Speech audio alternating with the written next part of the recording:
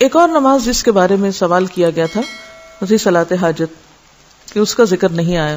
بات یہ ہے کہ صلاۃ حاجت بنیادی طور پر کیا ہے؟ حاجت کی نماز. حاجت کی نماز سے مراد کیا ہے؟ کہ جب آپ کو کوئی ضرورت پیش آئے، جیسے حدیث میں آتا ہے آپ صلی اللہ علیہ وسلم کو جب بھی کوئی مشکل پیش آتی تو آپ فوراً نماز کی طرف لپکتے، جیسے قرآن میں بھی آتا ہے وَاسْتَعِینُوا بِالصَّبْرِ وَالصَّلَاةِ، صبر اور نماز کے ساتھ مدد لو.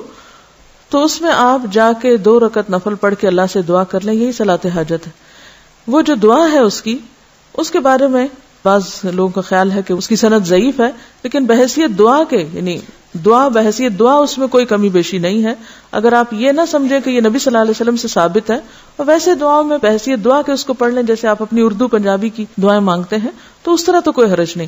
لیکن یہ سوچنا کہ یہ چیز نبی صلی اللہ علیہ وسلم سے اسی طریقے کے ساتھ ثابت ہے تو ایسا نہیں ہے، کیونکہ روایت میں ضعف ہے، اس لیے اس مخصوص طریقے کی پابندی لازم نہیں، یعنی اس مخصوص طریقے کی پابندی نہیں کرنی چاہیے.